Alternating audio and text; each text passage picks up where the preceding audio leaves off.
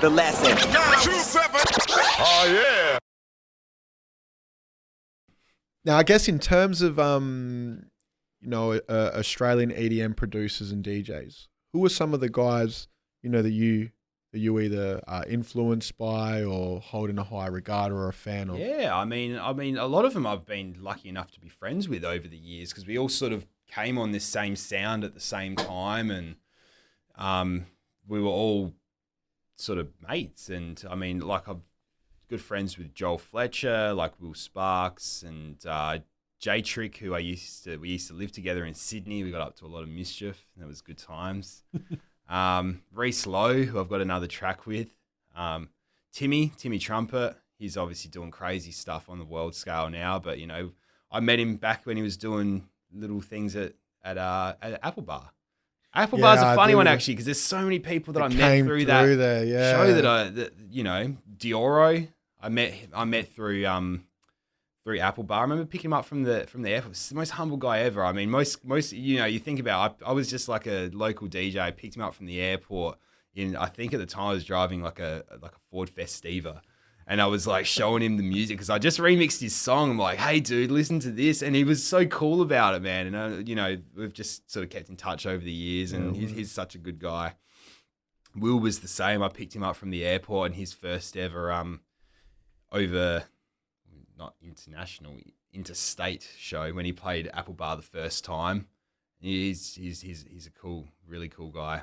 He's done awesome stuff at the moment. I think he's over in tour in Europe at the moment. Joel, how did I meet Joel? I think just through the Melbourne scene. Same as Reese. The Melbourne and Adelaide scene were just kind of bouncing back and forth, and I was playing over there a little bit. And yeah, those are kind of the guys that sort of met very early in the stage. Sort of kept in touch with over the years. Kind of like the Australian like connection. Yeah, just the boys. Yeah. And then so when I hear those names, not only do I think EDM, I think Melbourne Bounce. Yeah. And this is actually something that I only in the last year really actually took the time to try to break down. Okay, so you got the EDM umbrella, and then within that you got, your different sort of sub pockets, just like any other genre, I guess. Hip hop's got its own, north, south, east, hip hop, et cetera, et cetera. Now, when it comes to Melbourne Bounce, can you pinpoint, in your opinion, who actually came up with that particular style? I mean, in my opinion, some people might have a different opinion of it, but it was these guys called Orkestrated in Melbourne. So they were the ones doing it before anyone else. Like, didn't. The reason why I knew their music because I used to find it in between uni lectures on these Melbourne forums. It wasn't called Melbourne Bounce back there. It was called Melbourne Underground or Melbourne Sound. And I used to download these Orkestrated guys' tracks because I was just like, these are sick. And they were the guys. I think if you ask anyone that's sort of in the scene and that, they'll tell you that Orkestrated were they're like the granddaddies of that sound. And they never really got too bouncy with their sort of sound of it. The more like the sound that kind of went over to,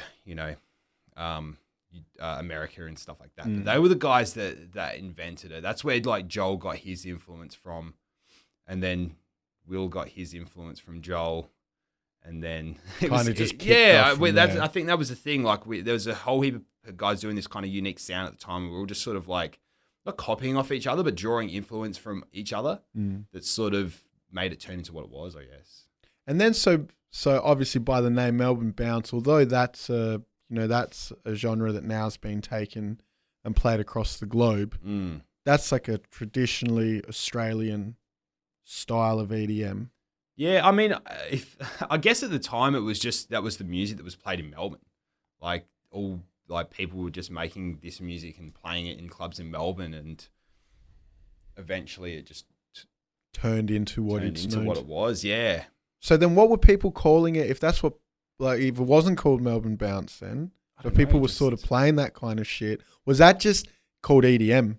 No, it wouldn't have been called EDM. I mean, I don't know. I mean, at the time, it was just kind of cool. Just call it Melbourne.